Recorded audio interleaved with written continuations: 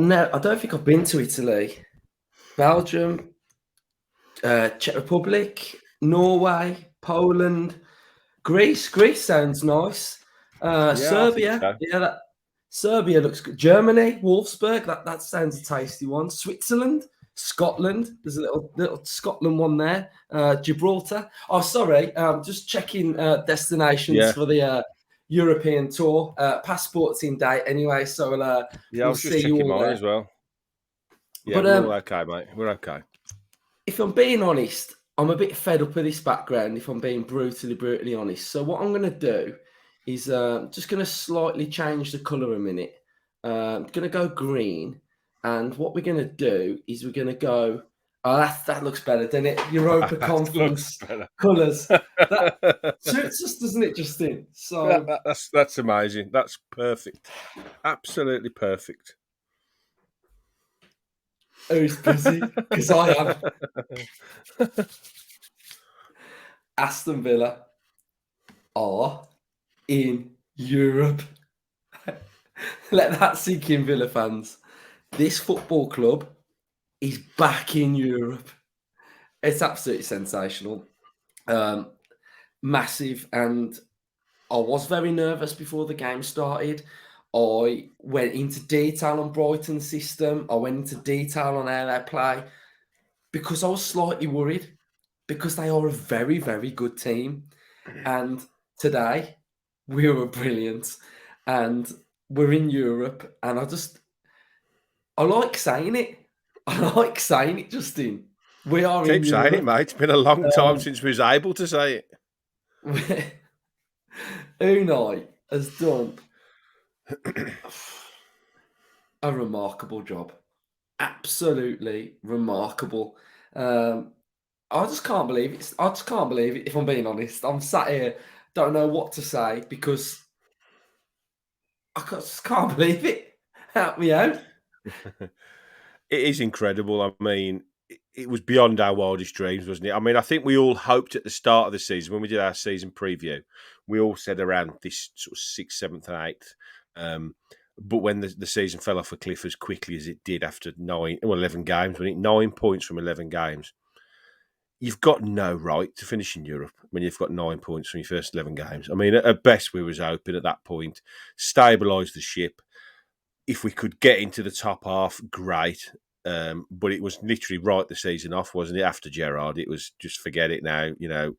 We was all on the floor, really. We couldn't believe what had happened. We were so looking forward to this season. We was, in the summer, we just couldn't. Yeah, I couldn't believe it. I couldn't believe what had happened. Then he comes in, and it's a miracle. I'm sorry, I can't think of any other word. It's miraculous what that man has done to our club in such a short space of time. He's a genius. He's a bona fide world-class manager. In the top bracket. We knew he was good. But nobody, I don't care who you are. I mean, I'm one of the most, happiest, go lucky, think the best in every situation Villa fan you'll ever find. And I couldn't have imagined what's happened as that would happen. So to get to today and think, okay, if we win our last game, we get Europe, we would have took that all day, every day, and twice on a Sunday, wouldn't we? After he took over, mate. I mean, I could talk for hours about today. One of the greatest days I've ever had following Villa. From the minute I got out the car and walked to the ground to the minute I got back in the car to drive home was just joyous. Absolutely joyous. The walk to the ground. I've never seen so many cars. I've never seen so many people. I said it looked like it was an 80,000 capacity today. The amount of people, I just couldn't believe it. And then You know what? Do you know what was really good? And I'm going to give these people a shout out. Shout out to the Villa fans that sat watching the Holt End. They weren't even in the ground. There were people sat watching the Holt End today. And I have never seen that. You had a bit of stick on Twitter this week being called Tin Pot because you wanted people to go and line the streets for the coach to come in. I was there. I was on that ramp. And it was spine tingling. Yeah, The amount of people welcoming that team into our stadium before they even set foot off the coach, it was brilliant. And these are all the small details that make you a big, big club when you start doing stuff like that. massive. It's amazing. It's absolutely huge. So shout out to the people that were just sat watching the whole end. Shout out to everybody that lined the streets before the game because it was absolutely amazing. And I just want to touch on before we get into it a little bit more detail about, and we'll go into more detail when we do the season review next week. Is that it's not even the playing side of things that I'm most impressed with. It's the mentality side of things. It's that win, fight, determination. That's what I love, and that's what he's brought to Aston Villa to start with. Before a ball's even kicked, that's what we've got now, and it's absolutely massive. And he's been saying it from day one. Thank the fans, thank the fans, thank the fans, because he's been saying it from day one. Thank the fans. Wants the fans involved. He created that atmosphere today. The minute he got here, Yeah, the yeah, minute he got here, he created that atmosphere because he's built it from scratch. from And day one. Yeah, I've never heard a concourse so loud at Villa Park before a game. And normally, if it is loud, you go in the seat and it's not as loud. But fair I play, Villa think fans. I think he knows. He's a master of his art, obviously on the pitch, but what he also is, he's a genius at creating this family club environment that you feel like you're a part of it. Yes, they're doing it on the pitch, but he makes us feel like we are just as important as John McGinn, as Douglas Luiz, as Emmy Martinez, as Tyrone Mings. That's how he makes me feel. He makes me feel I'm as important to winning a game on a Saturday as all the players are. We went through as a fan base a special time with Dean Smith and Grealish. And I genuinely never thought we'd have that connection again with a team and a manager that we had then. But I think this is better. And I can't believe I'm saying it because what we had then was unbelievable. We'd never had it before, that to that extent, that connection. But I feel more connected now than I did then. How Do is you know that even why? possible? Yeah. Do you know why though? Because I've always felt a little bit like this with teams, and I think I said opposition preview. So I was talking to Luke about um, Brighton and potential players leaving, but I got onto the point and I said, "You're not like Southampton anymore. You're not going to be that team where people keep taking your players. Why? Because you've achieved something. You've got into Europe." And that's what we've done. We've achieved something. We haven't won a trophy yet, but we've got into Europe, Yeah, a holy grail place, and that's important. it's massive. And at the start of every season, every club wants to win something. That's the aim. Every club win a trophy. Now, we had 3 trophies this season. We was never going to win the Premier League. Million years never going to win the Premier League. And with the teams that are battling it out for the cup competition, it's obviously very, very difficult at the start of the season to think we could have won one if everything had gone our way. And it's luck of the draw. It's on the day. It's hoping the bigger teams, the better teams, get knocked out early, things like that. So if you can't win a trophy, the next best thing to winning one of the 3 trophies that are offered is qualifying for Europe. That is huge. Any fan that says the Conference League is nothing, it's not worth entering, then go and see what happened at Villa Park today and tell me that doesn't mean anything to fans, because that is what we have been waiting for 12 years. Since the day Martin O'Neill left our football club, we have been a million miles away from where we are right now in our where we are. We're a million miles away from it.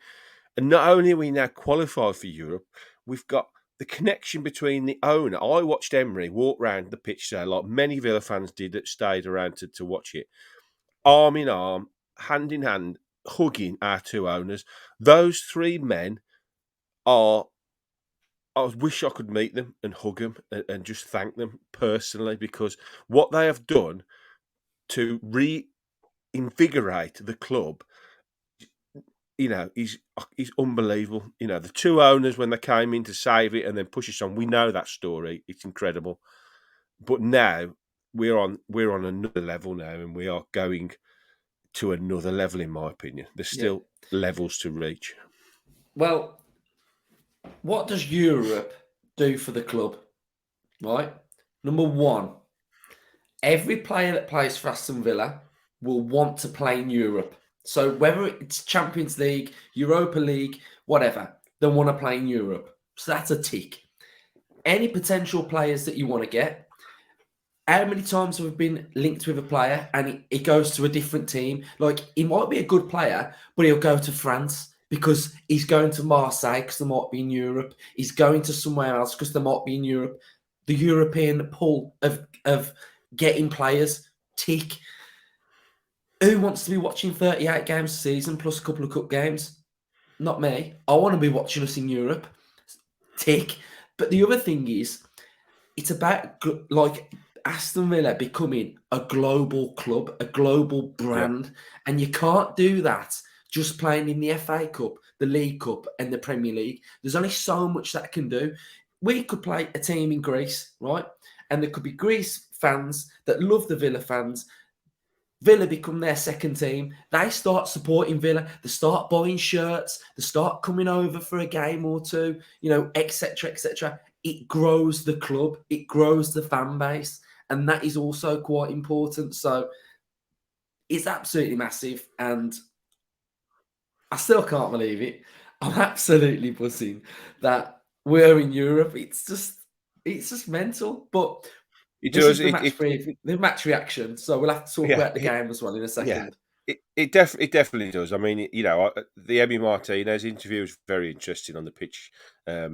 He was obviously over the moon qualifying for Europe, but the mentality of this squad, for me, was summed up by his little speech. Are you happy you're in Europe? Absolutely over the moon, we're in Europe, but we want Champions League next. They're not satisfied with this. This is incredible, but their sights are already set on the next level. It just shows, yes, it's brilliant, and we're all over the moon, but they're not happy with that. They want the next No. one. They're Yeah, looking at, there is one thing that I'd like to make a point of, and I think this is an important one. Please, Villa fans, take West Ham out of your minds, and don't just think because we're going to be playing on a Sunday and a Thursday that we're going to end up like West Ham and be near the bottom of the Premier League. Listen to what Justin just said. The players are talking about getting into the Champions League. they So won't take their the eye off the aim, ball in the league. the aim now is to just, and even that little meeting I reckon that the owners would have had with Unai, maybe like 10 games ago. What players are we looking at? What players are we going to do? And they're thinking, what are we going to get? Just throw the kitchen sink at Unai Emery and get Okay, them players he needs. they're Because going to. if you give him them players, he'll do it. 100%. Most top clubs will have these things covered. I heard a really interesting thing about the Newcastle achievement this season, and I think we're in the same category as Newcastle, as sort of where our aspirations lie in the future. And they said that Eddie Howe was given three. That the club had set their stalls out for three budgets: non-qualification Europe, European qualification, and Champions League qualification. So there's three levels there of where they achieve and what they do in the summer. Villa, once they started this run and there was a possibility of Europe, they ain't daft. They will be 100% gearing up and have been gearing up for this moment for a long time now. They will know the squad has to be deeper. They will know the squad has to be better. And he's already. There isn't a better manager, I keep saying this, in Europe, possibly the world, who I would want as our manager going into a European campaign than Unai Emery. We will be ready to go on four fronts next season. We won't be just going for the Conference League. we'll be going for higher in the Premier League, and we'll be having a bloody good go at winning the two cup competitions as well. That's what Yeah. we'll be looking at next season. We won't be putting, forget the Carabao, forget the no. We're going for everything. That's what he wants to do. He wants to put a trophy. I heard he's after the match speech after, and he said, "I want to put a trophy with this club. I want to win a trophy." And there is now 4 available. Realistically, 3. I'm not that daft to think we're going to win the Premier League, but realistically, there's 3 trophies which we will have now, in my opinion, a very good chance of winning one of them next season. Well, I mean, we do have to play a playoff game to get into this conference, but we're one of the favourites to win that straight away. Like, Well, Stam can get to the final, we can. yeah, definitely. I'm getting hot just thinking about Europe. I'm so glad I've got this passport. So yeah, right. So talk about the game. What a Oh start! yeah, we played as well, didn't we? What? No, another thing that I've got to mention. Another thing. Brentford beat Man City. I tell you what, If we'd have drawn, we wouldn't have made it. we said it. We were talking in the group chat all week, and we sort of all convinced ourselves in a way that, if it did go badly wrong today for that, we'll be all right because we fancy Leeds to beat Spurs and we fancy City to still take something out of Brentford. Bloody hell, as it turned out, we needed to hold on for that win, didn't we? Because fair play to Spurs and Brentford, they wanted to, they needed to both win, didn't they? So, and Brighton didn't make it easy for us either, did they? They were magnificent today. I've got to be said. Yeah, For a team with nothing to play for, they were bloody magnificent today. yeah. They're a very, very well coached football team. But yeah, so if I'm being honest, I can't even think about what happened. So we're going to go straight into a player ratings, and then that can jog our memory. But we are going to go with one player first, and I'm going to give this player a lot of credit, because there's been times this season where everybody said it. If this player plays well, Villa play well. If this player's not at it, we're going to struggle. That was Jacob Ramsey's best ever performance. He was sublime, and he's getting a 10. Driving at the opposition, his vision for them balls. He could have had a goal. I don't know how he missed, but he was absolutely phenomenal. Do you agree, Justin? Yeah, I said it in the first half. First 20 minutes, he absolutely ripped them apart down that left hand side. He was sensational. His ball carrying skills, on a dare I say it, on a par with Jack Grealish, the way he carries the ball now. Yeah, He runs at people. He hasn't got the same sort of skill set as Jack had, but he as a dynamic attacking midfielder, that role suits him to a treat because and he's his decision making is improving all the time as yeah, well. When he got in those positions, the cutback to Douglas Luiz was just sensational. He held off, waited, knew the ball was on, played it to perfection. But that wasn't a one-off. He was doing it over and over and over again. He is, for me, needs to be in that England squad. I don't care about anybody else. I looked at the stats of who's the Chelsea midfielder that's been called up. Was it Albion? Gallagher. Gallagher. He's head and shoulders above Conor Gallagher, and should Yeah. be, in my opinion, in that squad ahead of him. He was brilliant. If I could have given him 11, I'd give him 11 today because he was sensational. Alongside many others, I Yeah, got to say, yeah. He was just so good. Martinez was. I mean, very good. he's close to a 10. That Yeah, save he made. That yeah. save he made because he With wasn't his feet, offside. yeah. He got us out That's of the what you hole a get. few times today. I Yeah, heard the people round by me having a bit of a moan, like about, why are you letting Brighton play out like that?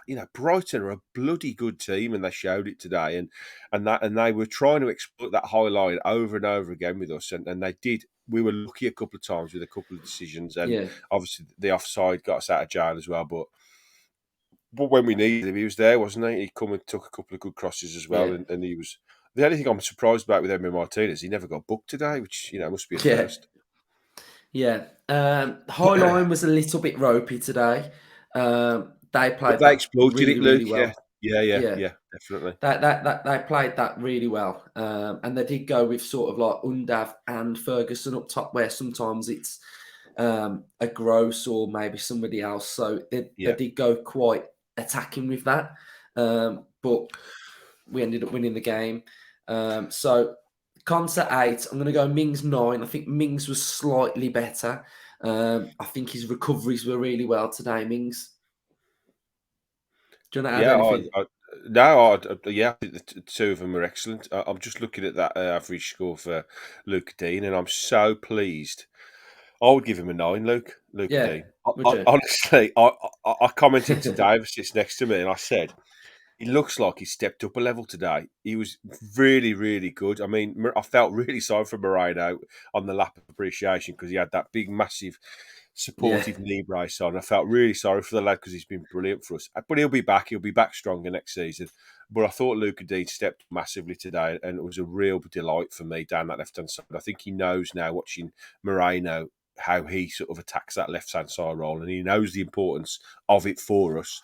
I thought he was great today. Showed that there's a definite place for him in our squad going 100%. forward. Yeah, This midfield battle was a battle. it was I brilliant, mean, wasn't it? the, It the, was the sensational to tackles, watch. the ground that Kamara was making up was just. I was knackered watching him. I was Oh, knackered watching him run around. It was everywhere. And do you know what? I yeah. don't even think he's 100% match fit either. No. Kamara. I don't even think he's 100%. What And that's how good he is. what I really liked today was, I know there was lots of yellow cards being thrown about. I mean, we ain't got to talk about the ref, but he was terrible. Um, But what I liked today was Kamara, Louise McGinn and their midfield, sort of 2 or 3, they were in a proper battle today. But the amount of times that the ref blew up for something, and I watched the two players that were in the middle of it, and they basically put their arm out, pulled the other one up, tap, little high five. They all appreciated each other today. They all really knew there was in a battle in that midfield. And McGinn, Louise, and Ramsey. I'm running out of superlatives, honestly. I love Kamara. I think he's unreal. I mean, look, we know what Yeah, Louise has done this season. It's stepped up unbelievably and becoming the player we know he could. Kamara, we said it at the start when he first hit that bloke is a Rolls Royce, absolute top level Rolls Royce of a player. yeah. Buendia. It was difficult for him, wasn't it, when he Yeah, came on because at that point it had turned into a real sort of end-to-end battle, and there was tackles flying everywhere. It wasn't really a game for a number 10 sort of to wander around and try and pick passes or something. So he did okay, and Bailey did okay as well. I thought Bailey was really good in the first half, but then dropped off a bit in the second half. Great to see Ollie Watkins get on the score sheet as well. I thought, I mean, to be honest, I need to watch that second goal back again because I've still got no idea how Jacob Ramsey got to the ball before the defender and the keeper. I just Justin, it looked like I've got to he's. watch that. I'm going to watch the whole game. I ain't got a clue what I've watched. I don't know what I Well, watched. I just don't know how he got there because that's up my end when I was watching it, and the ball looked too far ahead of him. I thought he's not going to get to that, and he beat the defender with a touch, and then he beat the keeper to lay it off for Watkins. It was sensational. I mean, the desire and the hunger to win that ball and to lay it across, which could have been a really, the keeper was flying out at him, yet brave enough to just stick his foot out and just try and deflect it wide for Watkins to finish. It's just brilliant. I mean, like you say, I think I can't think of a better game that Jacob Ramsey's had for us. We're very No, lucky to have him. absolutely amazing. Right, so that'll do our match reaction, our European match reaction. We're going to have a debrief, will be out tomorrow.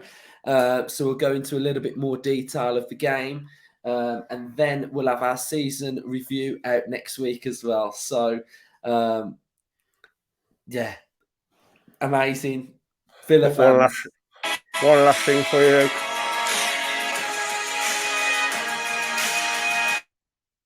if you've got this far, subscribe to our channel, and get on this journey with us, subscribe, support us, so just like you do the team, and help this channel grow massively along with the Villa on this journey. So thank you, everybody, and we'll speak to you all tomorrow. Up the Villa. Up the Villa.